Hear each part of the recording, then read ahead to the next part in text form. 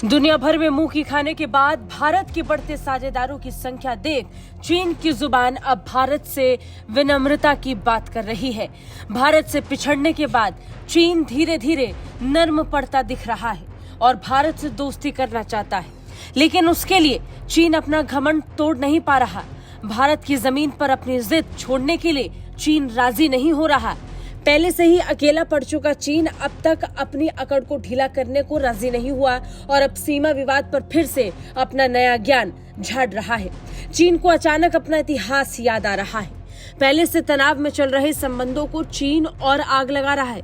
इस तनाव भरे संबंधों के बीच चीन ने कहा है कि भारत चीन सीमा विवाद इतिहास की गलतियों का हिस्सा है। अचानक सीमा विवाद के बीच में फिर एक बार चीन इतिहास की बात कर रहा है।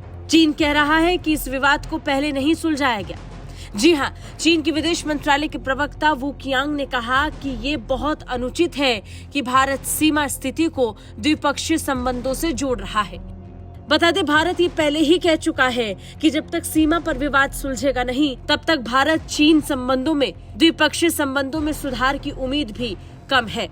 इससे पहले भारत के एक वरिष्ठ अधिकारी ने कहा था कि अगर दोनों देशों के बीच सीमा पर शांति बनी रहेगी तो भारत में चीन के निवेश में कुछ ढील दे सकते हैं। और इसी पर चीन कह रहा है कि दोनों देशों के बीच सीमा विवाद इतिहास की गलतियों का हिस्सा है, इसे द्विपक्षीय संबंधों से जोड़ना गलत है।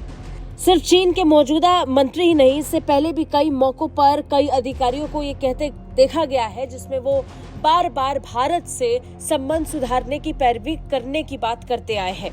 उन्होंने बार बार कहा कि वो भारत के साथ संबंधों को सुलझाना चाहते हैं, लेकिन इससे इतर भारतीय अधिकारी और भारतीय विदेश मंत्री भी ये बहुत लंबे वक्त से कहते आए हैं कि जब तक सीमा पर विवाद खत्म नहीं होगा तब तक द्विपक्षीय संबंध भी नहीं सुधर सकते हैं। चीन ये समझना नहीं चाहता कि वो अगर भारत की जमीन पर हक जमाना बंद कर देगा तो स्थिति सामान्य हो सकती है, लेकिन चीन अपने घमंड को और अचानक से याद आए इतिहास को भूल नहीं पा रहा। इससे पहले विदेश मंत्री डॉक्टर जयशंकर ने चीन के साथ सीमा विवाद पर कहा था कि जब तक दोनों देशों के बीच सीमा विवाद का कोई पुख्ता समाधान नहीं मिलता, तब तक दोनों देशों के बीच संबंधों की सामान्य होने की संभावना नहीं है। उन्होंने अपने बयान में कहा था, मैंने अपनी चीनी समकक्ष से कहा था कि जब तक आप सीमा विवाद का कोई समाधान नहीं खोजते, तब तक संबंधों के सामान्य होने के बारे में सोचा नहीं जा सकता।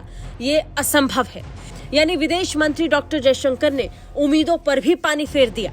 बता दें, साल 2020 में 15 और 16 जून की रात में भारतीय सेना और चीनी सेना के बीच गलवान घाटी में एलएसी पर हिंसक झड़प हुई थी।